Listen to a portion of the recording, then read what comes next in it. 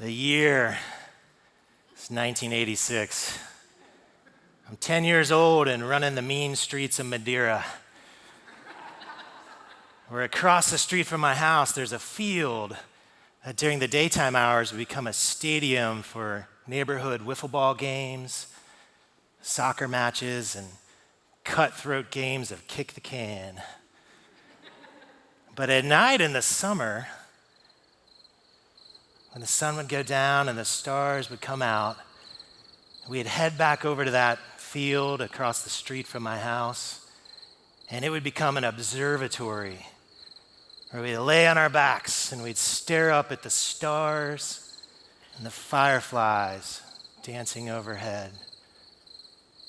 But because we were kids and we got bored easily, that would last for about 30 seconds.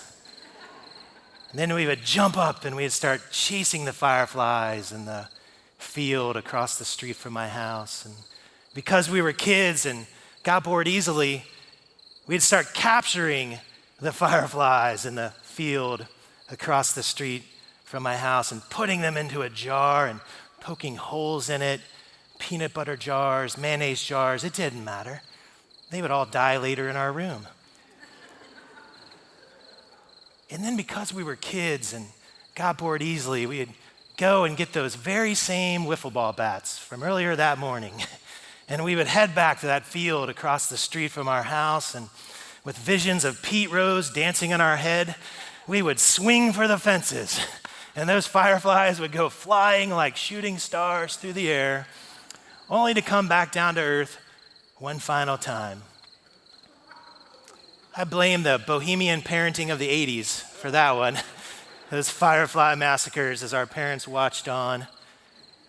Maybe you remember a similar evening in your youth, looking at the fireflies. I want to thank you for being here today at Horizon. We just want to welcome you. And together we're going to explore the question today, what might God have to teach us through the fireflies?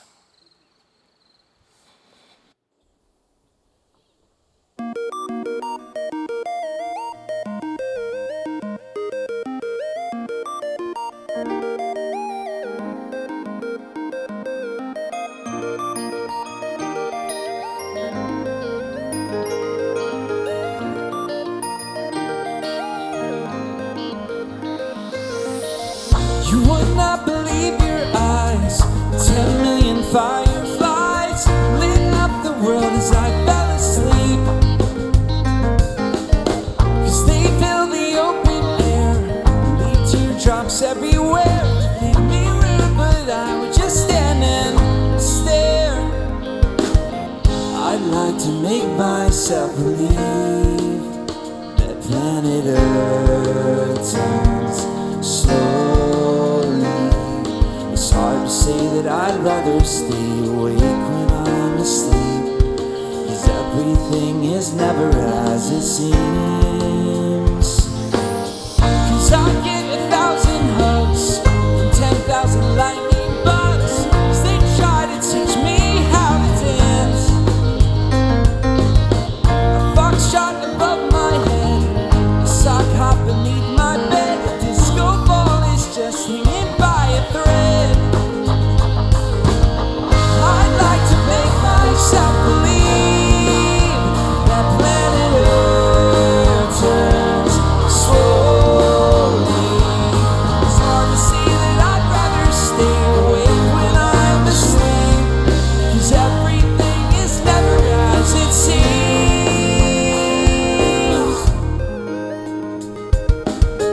Leave my door open just a crack. Please take me away from you, 'cause I feel like such an insomniac. Please take me away from you. Why do I tire of counting sheep? Please take me away from you, when I'm far too tired to fall asleep.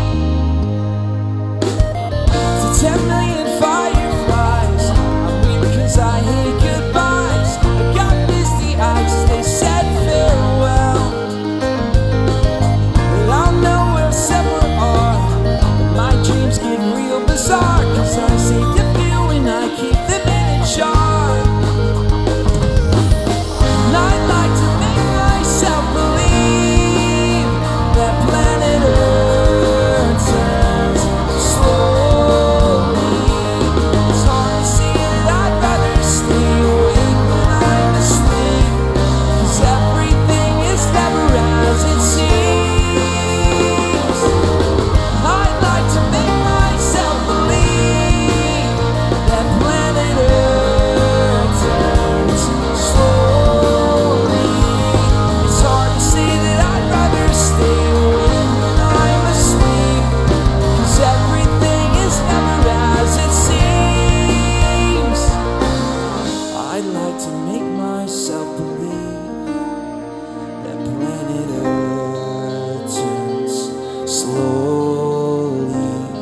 It's hard to say that I'd rather stay awake when I'm asleep, because my dreams are bursting at the seams.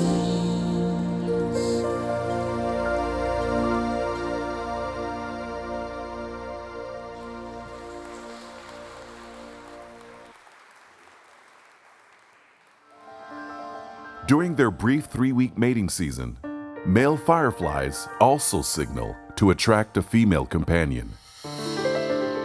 Most of the more than 2,000 different firefly species have their own unique code that's defined by streams of pulses and pauses. For example, males of one species send out a consistent pattern of single flashes, while another species communicates with pairs of quick double blinks. Their messages are also enhanced by the distinctive patterns the insects create as they move through the air. These long exposure photographs, taken in the eastern United States and Japan, illustrate a few of the many diverse trails and codes that fireflies generate during their efforts to attract a mate. The species known as Big Dipper dives steeply just as a flash begins and then abruptly turns upward to produce a J-shaped beam. In contrast, flashbulb fireflies signal with large glowing discs. While the blue ghost species turns on its glow and then leaves it on for more than a minute to paint an unbroken streak of light above the forest floor. If a female is interested, she sends a code of her own that only a male of her species will recognize.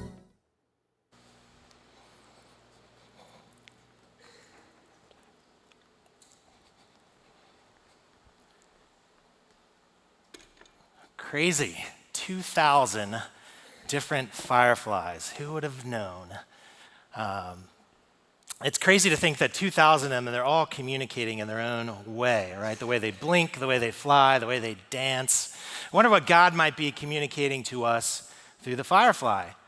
Well, today we're going to look at one starting thought to just kind of set the table, prime the pump, okay? And it's this. It's that God is speaking through everything he made.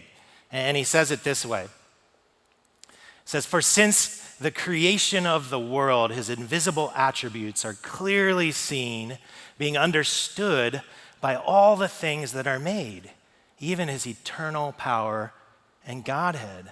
That God's saying, hey, if you want to see me, just like go outside and take a look around. You want to know what I'm like? Look at the things that I've created. And man, I don't know if you know this, but one of our mottos here at Horizon is we are yours to explore, which certainly is true here in the chapel. We want to help you and help ourselves explore faith in the journey, but also outside. I don't know if you've been outside lately, but there is so much beauty in bloom right now on our property that I invite you to check out. So a couple years ago, a group of friends here at Horizon came together and they said, hey, we want to return the native species to our property. Like, what would this have looked like before it was bulldozed to make a golf course decades ago that became a church? So they've been working hard to bring back all of the trees, plants, flowers, that bring back all of the pollinators and animals and insects that were meant to be on our property. And that's beautiful, right? Like, you just walk around, it's amazing. Would invite you to do that. Across the lake from us here, you'll see there's a fenced-in area that's coming into existence, and that is our playscape. So imagine, like, if you have kids or grandkids going to a playground where they're not on concrete, hot metal, and plastic. Instead, they're playing on grass and trees and rocks and getting a little bit of dirt under their fingernails, right? Like, that's not going to hurt them. That's going to come into existence this fall with all of our help. And if you're ever interested in getting to be a part of it, there's some upcoming ways to connect with the ECO team, and they're always open to new friends. I think almost 250 of us have helped out in some way in one of these serving events. So this is kind of a church-wide thing.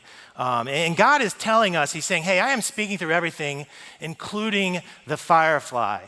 Okay, and I wonder, well, what's he trying to say through the firefly? Well, let's check it out. I don't know if you remember how they glow, but let's watch the video together. Now let's explore the biological machinery that makes this extraordinary light show possible.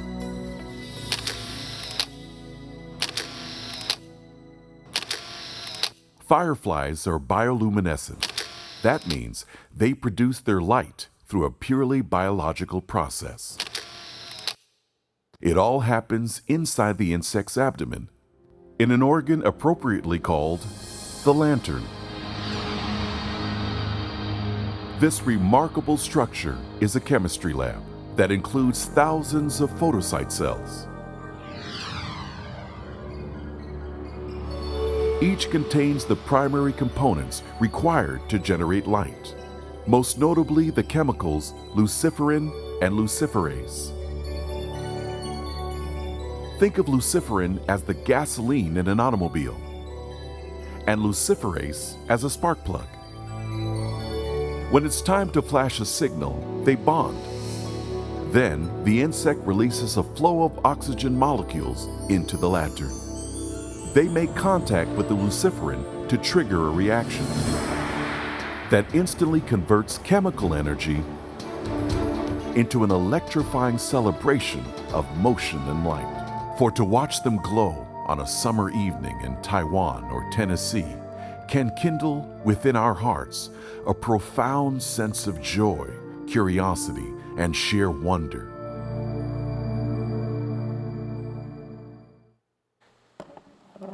Well, how amazing. Bioluminescence. I mean, it boggles my mind. And friends, if there is really a divine storyteller who's writing this story unfolding all around us, and he created a firefly, what might we learn about him through the firefly? Well, the first thing we learn is that he's a scientist, right? He had out the beakers and the test tubes, and he's got the luciferin and luciferase and puts it together with oxygen, and then bam, we got mini glow sticks flying around here. I mean, that's pretty cool. I don't know if you know this, but the lightning bug is the most efficient light on Earth. It's like 99.9999% efficient. It's called cold light.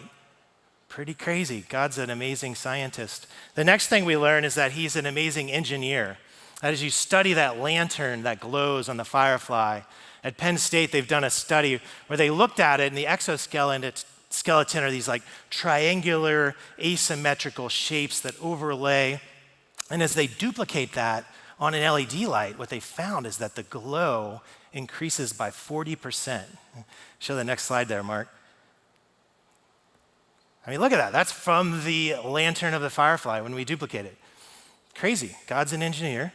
But I think mostly what I learned about God from the firefly is that he is just amazingly creative. I mean, think of all of the animals that exist in the world, and then we're just going to look at one little sliver, okay, called bugs and insects. And I know they're technically different, but I'll use them interchangeably. Okay, there's 1 million different named bugs or insects out there. Okay, and it's almost like God was thinking like, okay, I've made some bugs that fly and some bugs that crawl and some that squirm around. I've made some pretty bugs, really colorful, and some ugly bugs, right? There's some ugly bugs. Made some that bite, some that sting. What if I made a bug that glowed, right? Like, why not? That'd be so much fun. It'd bring a smile to people's faces, and it would remind them that like light shines in the darkness. It would remind them that I shine in the darkness. Here's how the Bible puts it. It says, in him, who's him? Jesus, was life, and that life was the light of men. And the light shines in the darkness, and the darkness cannot comprehend it. And that word comprehend gets translated one of two ways, depending on your Bible version. It's a word called catalambano, which sounds very like Spanish or Italian. Catalambano also gets translated as overcome about half the time. That God's telling us that Jesus is the light that shines into the darkness, and the darkness, it can't overcome it. And friends, this analogy of light and darkness, God will use in the Bible over 200 times to explain his relationship to us. And I think that makes sense because he's writing to people that existed before electricity, right? So he's trying to use language they understand. When's the last time you were in complete and utter darkness? Can you remember? Think about it. For me, it was about 8 years ago, okay? I was with a group here from Horizon, high school students. We went down to the Happy Church. On one of the days during our free time, we go to this old abandoned mine, okay? And we do this thing called underground kayaking, all right? There's about a dozen of us, okay? We get there and put on life jackets, put on our little helmets with the little glow stick thingies on, the lanterns, and we just start kayaking our way through the mine, all right? and it is expansive, okay? We are going and going and going, cavern after cavern, and we get to a point about 30 minutes in where if you have been on one of these cave tours, you know what's about to happen, right? Like you've been there. Like the guide, who I think's pretty jacked up on Skittles and Mountain Dew, okay? He's like, all right, dudes, here's what we're doing, okay? We're gonna turn off all of the lights because we're 200 feet underneath granite, and I want you to see what total darkness feels like, right? And all of the teenagers with me are like, yeah, sounds awesome, and internally I'm going, no, that sounds terrible. Please, no. Because I'm thinking, what if all of our headlamps don't turn back on? Like, we don't have a chance. What if I get discombobulated, fall out of my kayak, can't find my way to the top because it's dark? Or what if, and your brain plays crazy tricks with you in fear, what if there's this prehistoric fish that has been following us the entire journey, and it's like, I'm just waiting for them to turn out their lights and I'm gonna attack. Those are all of the things going through my head. But I'm leading teenagers, so I'm like, yeah, guys, let's do this. This is gonna be fun.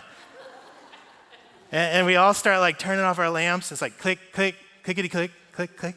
And I am telling you, this is dark like I had never seen before in my life and have never seen since. I couldn't see my hand in front of my face. I could have smacked myself in the face and not seen anything. Would love to know, so put yourself in my shoes there, what would you be feeling? And I'd love for a couple people to yell it out. What would you be feeling if you're sitting in that kayak 8 years ago, 200 feet under granite? Give me some words. Fear, terror. Am I really paying money to do this, right? Those are the things going through my head. Well, this is the kind of darkness we're gonna explore today. And we're gonna see that God wants to shine in to the dark places in our world and our lives and help us to overcome in 3 ways. And the first one is this, that God's light overcomes the darkness of our fears. Now let's be honest, darkness is a little scary, right? No matter your age.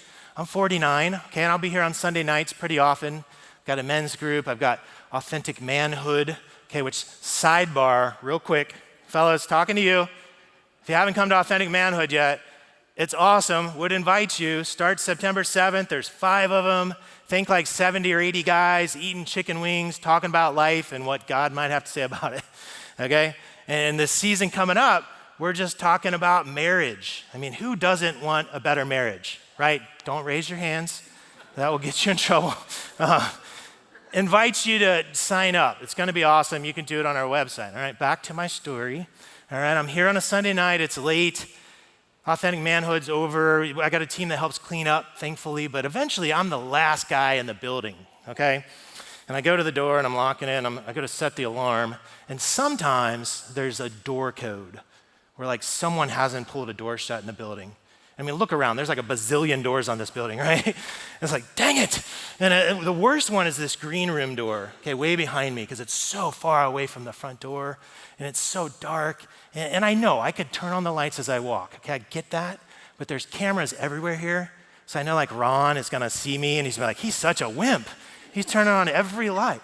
So I just a speed walk, pull the door shut, speed walk back, whew, and I head out. Because darkness is a little bit scary, even at 49. But it doesn't compare at all to an article I was reading about darkness and fear. So during World War I, okay, 110 years ago, imagine this. You're a young man, 18 to 22, across the world. Darkness is reigning every night, right? And fear, can't even imagine. Those of you who have served, thank you. Can't imagine. And they're in this trench, and it's dark often if it's cloudy, and all they want is a little bit of comfort from home, to read that letter from mom or dad, look at that picture of their sweetheart, a little bit of comfort. But they found out if they turned on their flashlight, people started shooting at them, right? It's hey, shoot me, over here, right? So they discovered, and it was ingenious, that if they dug into the ground, okay, and they pulled out glowworms, and they put them into jars, that they could see. And glowworms in Europe are juvenile or female fireflies, and they could see just enough to read that letter one more time from mom I love you. I'm so proud of you. Look at that picture there, sweetheart, one more time. Friends, there's something about having a little bit of light with us that helps us overcome our fear. And over 300 times in the Bible, God is going to tell us, don't be afraid. It's like, don't be afraid, don't be afraid, don't be afraid. And I'm always like, that's easy for you to say because you're God. You know what's coming tomorrow. I don't. But every single time, the antidote he gives to don't be afraid is like, because I'm with you. The antidote is always himself. And let me read you an example of that. It says, when I sit in darkness, the Lord will be a light to me. And I don't know what kind of darkness maybe you're sitting in right now, fear-wise. Sometimes we sit in heavy darkness like we're under a cavern 200 feet below the granite. And it's the heavy things we don't even like talking about or thinking about. The fears of losing it all, right? Like a terminal diagnosis, a bankruptcy pending, a rift in your marriage that you just don't know how to fix. And you're terrified. It's dark. Well, God's saying, hey, I'm going to sit with you in that. You're not alone. I will bring a light into that darkness. You know, yesterday we celebrated the life of a friend here at Horizon, Carol Dunham. She's a longtime attender. She worked here. We got to be friends. And a couple years ago, Carol got diagnosed with terminal brain cancer. And she put up this amazing, valiant fight for a couple of years. And recently it took her life. And I believe she's with Jesus right now. But as Chad was sharing about this yesterday, he mentioned that they had made a video and recorded and interviewed her and stuff. And I checked it out last night. And it was so amazing. There's this point where they're asking her about the diagnosis. And she's saying, it stinks. I wouldn't wish this on anyone. It's horrible. And then there's like this turn happens in her. And she goes, but at the same time, I'm kind of sad that people don't get to experience the way that God is uplifting me right now in the middle of this. I mean, think about that for a second. Like, she's in a situation that we feel great pity for, and we wouldn't want that in a million years. And she's feeling pity for us, saying, hey, you don't understand how much God meets you in the middle of your pain, your sorrow, your fear, until you're living it and you know you have years or months instead of decades. And that's where the rubber meets the road. But a lot of times our fears aren't the deep, dark, heavy fears of life. That would be a hard way to live. They're the little fears, right? They're not like being 200 feet under granite. They're like walking through a church at 9 o'clock on a Sunday night, right? They're just a little bit scary. Well, God cares about those too. And I call those little fears anxiety, right? And anxiety right now is running rampant, like in our country. And in me, like I feel it. The APA, American Psychiatric Association, put out a poll for 2025. Okay, 67% of us have a lot of anxiety about world events. And to that I say, yeah, right? Like it's chaos.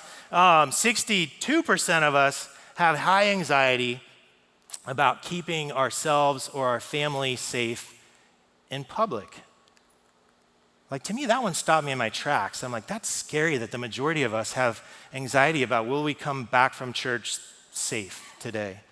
61% of us have anxiety about our financial situations, either not enough, or I think the flip side of the coin, all pun intended, is true too, where it's like I have enough, but I want to make sure I'm doing what I'm supposed to with it, investing it right and passing it on right. I don't want to make a misstep in my legacy, and that's scary as well.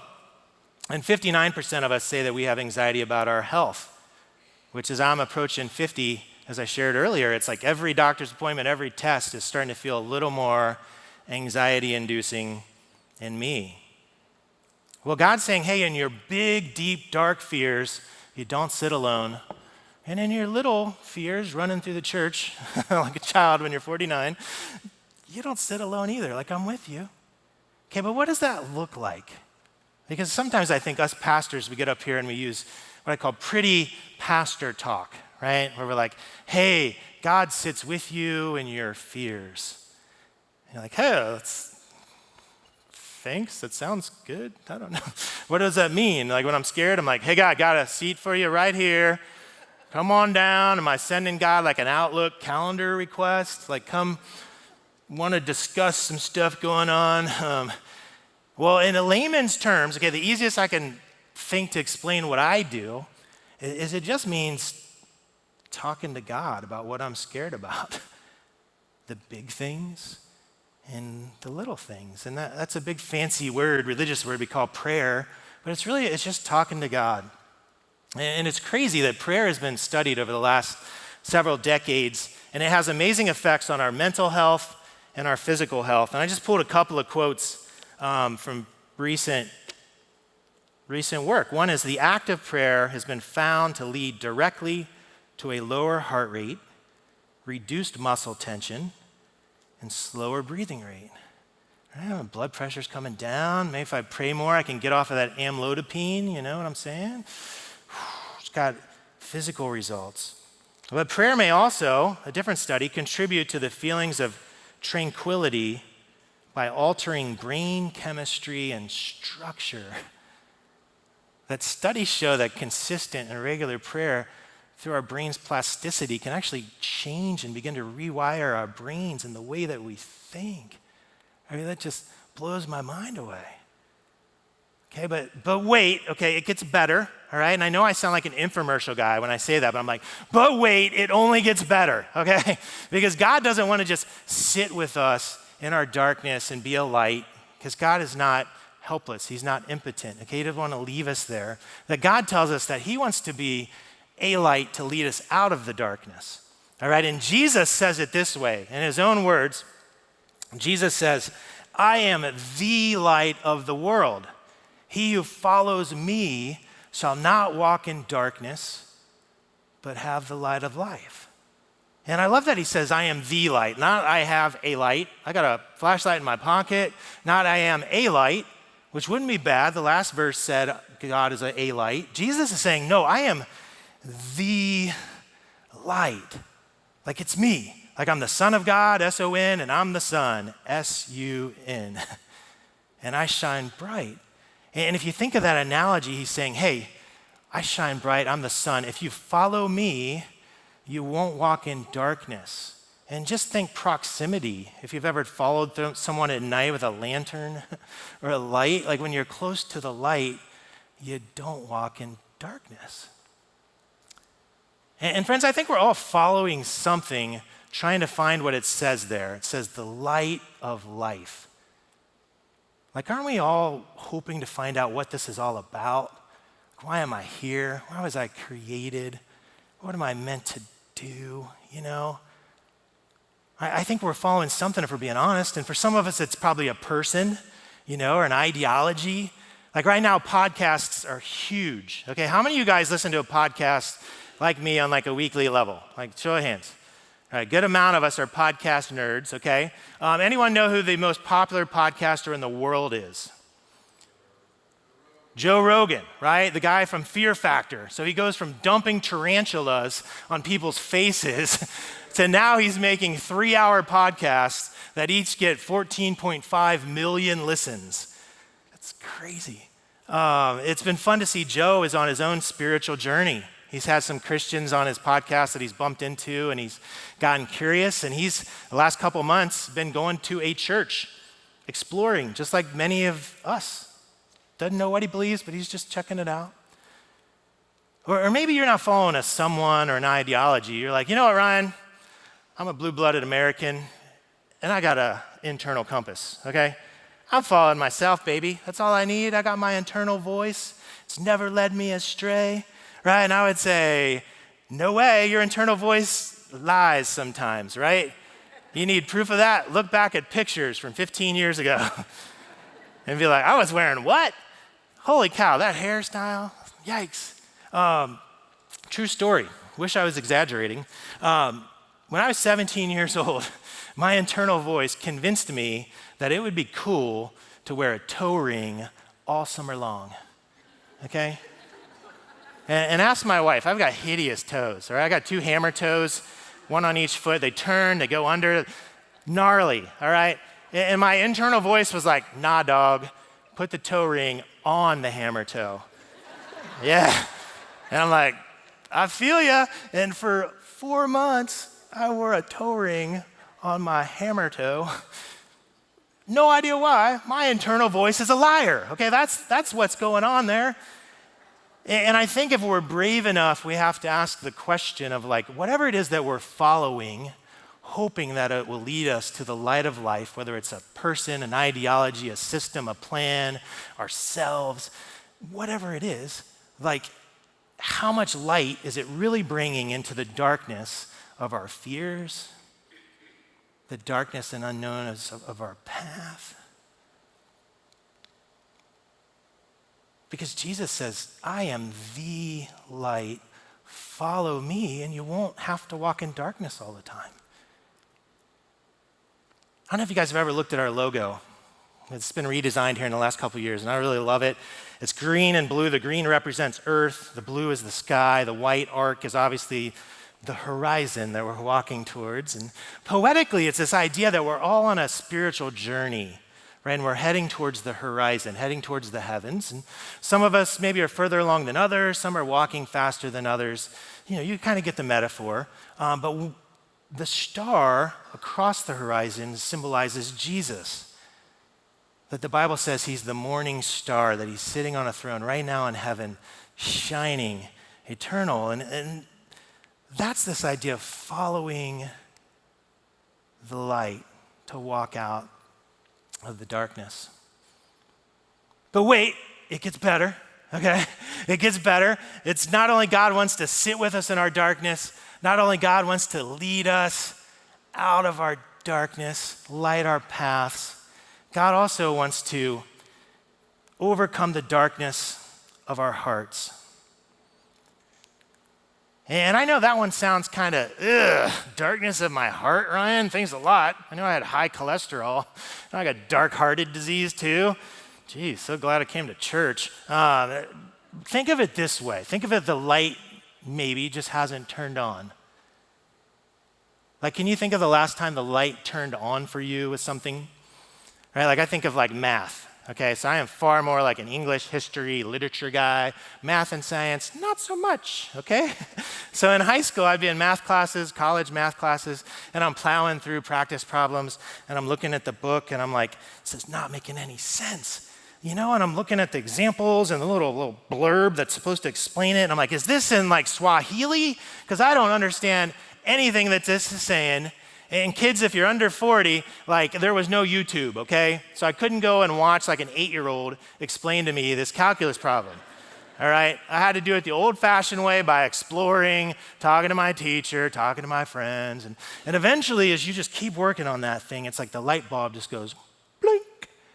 And the light bulb came on. You guys have done it? And you're like, oh, I finally get that formula and that equation. It's so silly. And they're just racing through problem after problem after problem. Well, God's saying the same thing is true with our hearts. That there's a moment where the light just hasn't turned on. And it says this, it says, for it is the God who commanded light to shine out of darkness. So there's a lot of words here, so I want to unpack. He's saying, hey, it's me, the guy who made the sun, the God who made the sun. I'm that God, and I'm the same God, and here's what I want to do, who has shone in our hearts to give the light of the knowledge of the glory of God. But he's saying, hey, I'm the big G God. I made the sun, and I want to shine in your heart to give the light of the knowledge of the glory of God. And what that sets up for me is a before, right? If he's going to shine, then it means there was a point where he didn't shine, and it sets up an after. And I remember before in my life, like I remember being a kid and a teenager, and like I knew about God, Jesus, and the Bible because I grew up in America, got drugged to church reasonably often, you know, and it's like, I know some stuff, but I certainly didn't get the glory of God. Like I wasn't quite sure he was like real, wasn't quite sure like if I really wanted to make any sacrifices, if it was worth it. It's kind of like, that's nice for you. I got better things to do. You know, it's kind of my approach. And then my senior year of high school, I get invited to a Young Life camp, okay, in Weaverville, North Carolina, just north of Asheville. And really went just because there were pretty girls in bathing suits. If I'm being totally honest, you know, I'm like, sounds good, I'll go. You know, so I'm there, And about day 5, they'd been talking about Jesus. And I don't know if it was stuff I hadn't heard or stuff I hadn't listened to, but it was clicking. And I remember about day 5, I'm laying on a hillside in Weaverville, North Carolina, and I'm looking up at the stars above and the beautiful fireflies twinkling in the trees around me. And it's like the light bulb just went, and it just turned on. And all of a sudden I made sense. And I'm like, oh, you're real. This is real. This is worth living my life for. Holy cow. And it's not like anything changed with God, right? Like when I didn't have the light on and when I did, it's not like he wasn't there. You know, think of like fireflies during the daytime. Like how much do you think about fireflies at noon, right? Like, can't wait to see the fireflies. It's going to be amazing. But they're there. Like the fireflies in your yard are there right now. You just don't see them until you see them. Well, that's what God wants to do in our hearts, is to shine his light in so that we can have the light turn on. And I wonder if you're like me, though. There's some realists in the room, and they're like, hey, Ryan, that sounds good. I would like that. I mean, wouldn't we all like to know what we think about God, heaven, hell, all of that before we die, like land the plane on where we're at? Like, I think we'd all like that. Well, how do I do that? Like, how do I help the light turn on, as you say? Is it like I come to church more, right? I'm like a once a month person. Do I make it like 2-3 times? Does that kind of seal the deal? Do I like sing songs to Jesus more? Do I write a bigger check? Like, help me understand how the light just turns on. Well, this is one of what I like to call a cliffhanger verse in the Bible, where you save the last couple of words for the very end to come around like a nice, sweet right hook to the heart, okay? Because God gives us the answer. It says, for it is the God who commanded light to shine out of darkness, who has shone in our hearts to give the light of the knowledge of the glory of God in the face of Jesus Christ. And I want to invite the band to start coming out behind me. But God's telling us, he's saying, hey, if you want to have the light come on, it's going to come on through a face-to-face encounter with Jesus. Not through religious trappings, not through how much you give, not through some crazy book you read or some religious experience where you go and take peyote or, he's saying it's going to be through an encounter face-to-face with Jesus. And again, how does that happen, Ryan? Well, you can start just talking to him. He's there. But I encourage you even more is to just explore his life. That in the Bible, okay, there's 4 books that are biographies of Jesus, all right? And they're towards the back. It's Matthew, Mark, Luke, and John. I would start in like Mark or Luke. Don't do that romantic thing where you're like, I want to hear from God, and I find a Bible, and I close my eyes, and I just flip through the pages and point, and you're like, speak to me, Jesus. And like, oh, that's a verse about a donkey. Don't know what to do with that. Don't do that, okay? Go to one of his biographies, read about his life, and here's what I want to challenge you to do. Look at the way that he treated people. Look at the way that he listened to people, talked to people, the way he served, even though he's God, the way he sacrificed, even though he's God. Listen to the things he says in his biography. Man, do they ring true to life. I mean, you start reading it and you're like, holy cow, this is me, I know this. And then just look for the way that he shines in the darkness and see if that light bulb doesn't just start to flicker, all right? Just see if it doesn't just start to flicker. Friends, I want to encourage you today to let the light of God overcome the darkness of your fears, the darkness of your path, and the darkness of our hearts.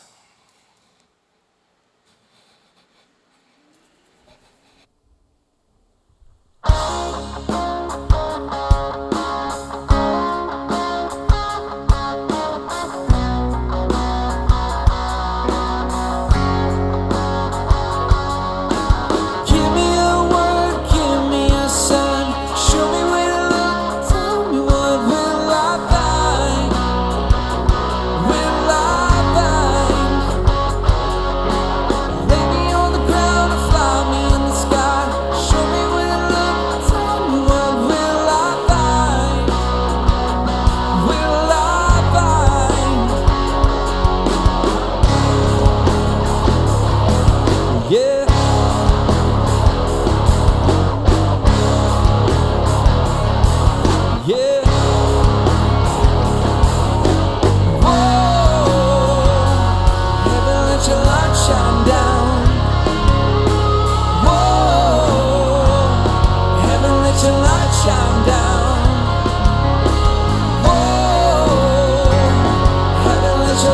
shine down. Whoa, heaven, let your light shine down.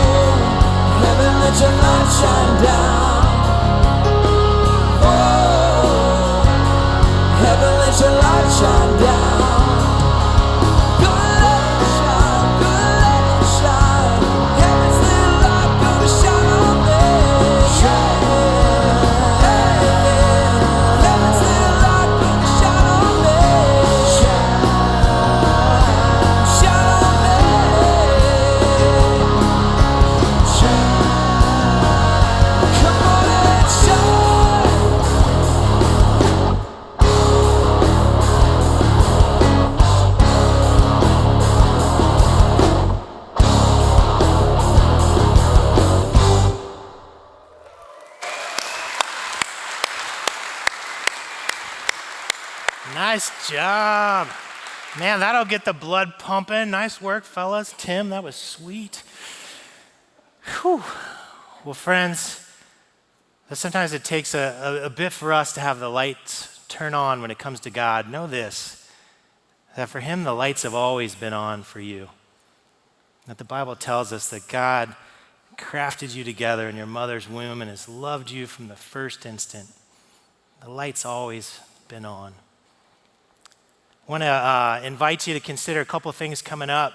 We have middle school. I don't think that's in. A group's open house apparently next week too. That's fun also. If you've ever been interested in being in a group, would highly encourage it.